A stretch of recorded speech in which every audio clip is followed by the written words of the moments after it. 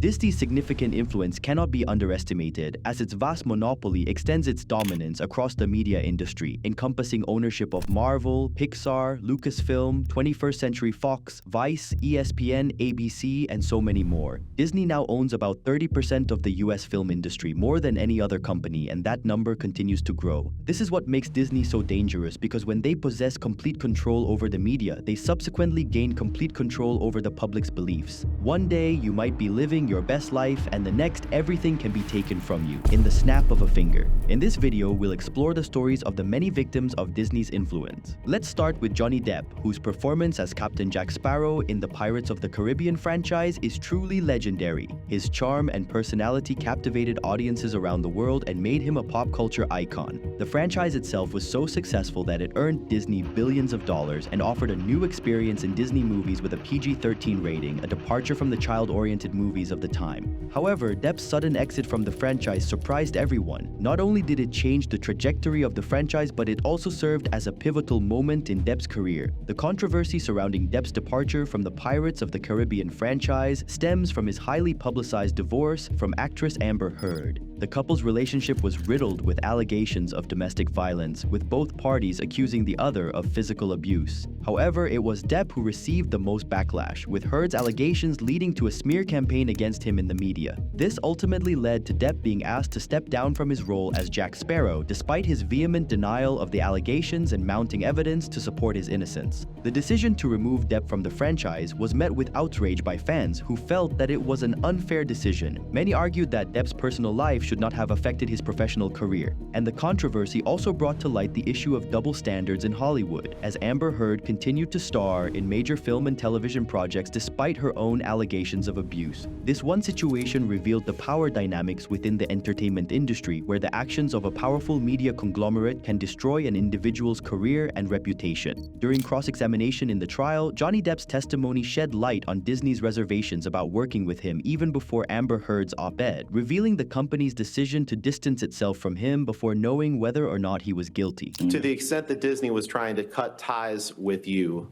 as you say, to be safe, that was as much as 2 months prior to you to Ms. Heard publishing the op-ed in the Washington Post, correct? Objection, lack of foundation. Out loud if you can answer it. October is 2 months before December. That's correct. Even worse, the character he portrayed continues to have a significant presence in theme parks and merchandise. But it's odd that they were going to release me from my role as Captain Jack Sparrow, but yet kept me on every ride across the world. In the Pirates of the Caribbean rides, I'm in the Los Angeles, or the Hollywood one, or whatever it is, 3 or 4 times. Shanghai, I mean, all over the world. So they didn't remove my character from the rides. They didn't stop selling merchandise of Captain Jack Sparrow. They didn't stop selling dolls of Captain Jack Sparrow. They didn't stop selling anything. Disney chose to get rid of Johnny Depp, but they still used his image to sell merchandise. This prompted Depp to state firmly under cross-examination that, The fact is, Mr. Depp, if Disney came to you with $300 million and 1 million alpacas, nothing on this earth would get you to go back and work with Disney on a Pirates of the Caribbean film, correct? That is true, Mr. Rottenborn. However, there are far worse examples of Disney's decisions, such as the Spider-Man tombstone incident. This case shows the insane measures Disney is willing to take to protect their copyright. It all began when a grieving father living in England sought Disney's permission to engrave an image of Spider-Man on the tombstone of his son, Ollie Jones, who was a huge fan of the superhero and passed away at the age of 4 from a rare genetic disease called leukodystrophy. The family wanted to honor Ollie's love for Spider-Man as a final tribute to him. However, Disney denied the father's request, claiming to want to preserve the innocence and magic associated with their beloved characters. Disney's decision sparked a wave of public backlash. Many people were outraged by the apparent contradiction in Disney's stance, given the many character deaths depicted in the narratives of their films. Spider-Man is a comic book character whose very concept revolves around death, like when he lost Uncle Ben, which was a major driving factor in his arc, and how about just recently with the MCU movie No Way Home, where he lost Aunt May.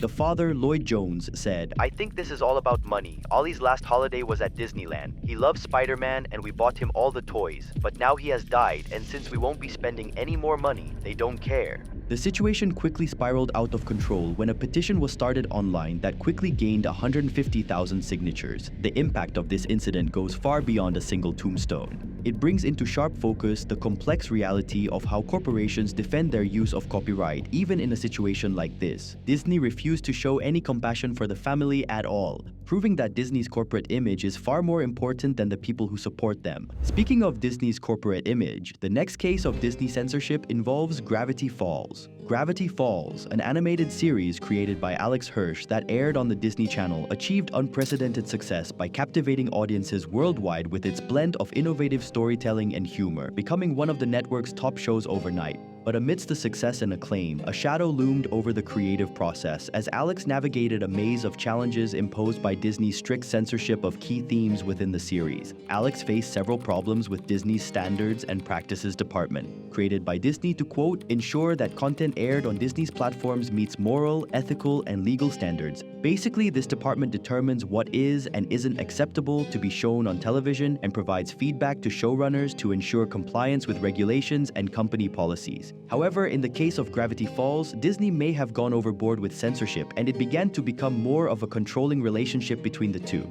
In a video released by Alex Hirsch himself on his Twitter, he revealed the many emails he received from the S&P department. These notes from Disney reveal the extent to which the company attempted to edit and control certain aspects of the series. Under Disney's influence, Alex faced the challenge of balancing his artistic vision with corporate demands. But we only know this because Alex made it public. How many other artists face the same struggle within corporate structures where creative expression collides with profit-driven agendas and regulatory mandates? But Disney's controversial decisions are far from over, and this next one takes the cake. When old controversial tweets from James Gunn, the director of the Guardians of the Galaxy movies, resurfaced online and stirred up public opinion, Disney immediately decided to cut ties with Gunn. Many of his tweets were abhorrent, and at the time, it made sense for Disney to get rid of him for them. However, many people came to James Gunn's defense, leading the person who fired him to say that he was unable to sleep at night because of the decision. During the intense discourse surrounding Gunn's departure, cancellation culture took an unexpected turn.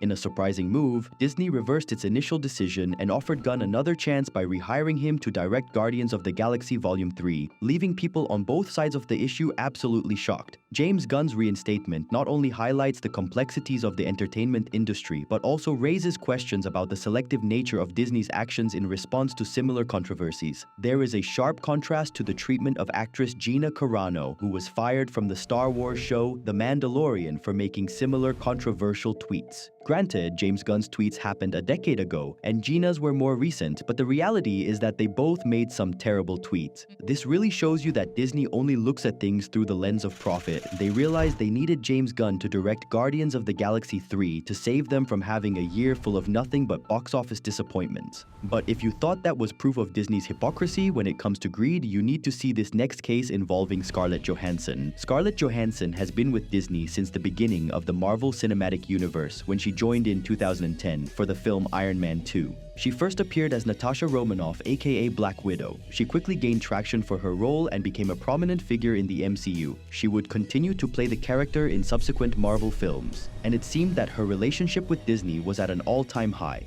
But when Disney released her solo film, Black Widow, in 2021, it marked a different chapter in her relationship with the studio. Scarlett Johansson's legal battle with Disney over her pay for her role in Black Widow serves as a harsh reflection of the complicated power dynamics and compensation structures within the film industry. Johansson's lawsuit against Disney was based on allegations that the company violated the terms of her contract by choosing to release the film simultaneously in theaters and on the Disney Plus streaming platform, which reportedly included bonuses based on the film's theatrical performance. The simultaneous streaming release could potentially impact the film's box office performance, thus affecting her compensation tied to the film's theatrical success. In response to Scarlett Johansson's lawsuit regarding the release of Black Widow on Disney Plus, Disney issued a statement that was widely criticized for its tone and content. Disney stated, "There is no merit whatsoever to this filing," and described the lawsuit as especially sad and distressing in its callous disregard for the horrific and prolonged global effects of the COVID-19 pandemic.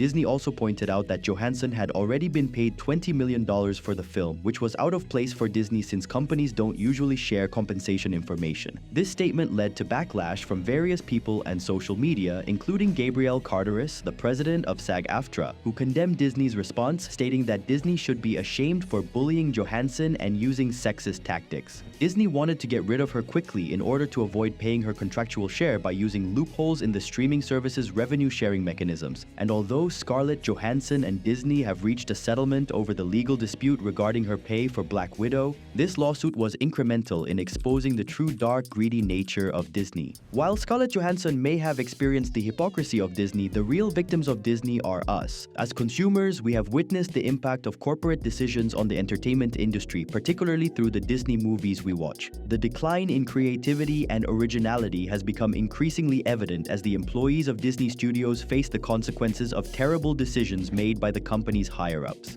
These decisions, often driven by profit motives, can stifle innovation and limit the variety of content available to audiences. The decline in Disney's creative output has disappointed many fans who long for the imaginative storytelling and unique experiences the company was once known for. This is why it is now important to support independent creators and seek out alternative sources of entertainment that prioritize creativity and originality. Unlike the constraints of mainstream studios, independent animation projects provide a platform for freedom and innovation, allowing the flexibility to explore unconventional storytelling methods. My previous indie animation video showcased the talent and creativity within the indie animation community that are reshaping the entertainment industry right here on YouTube. Be sure to check out some of them in the description below. Also, feel free to leave your favorite indie film or animation in the comments down below. If we don't change our viewing habits and continue to watch the garbage that Disney puts out, this cycle will never end.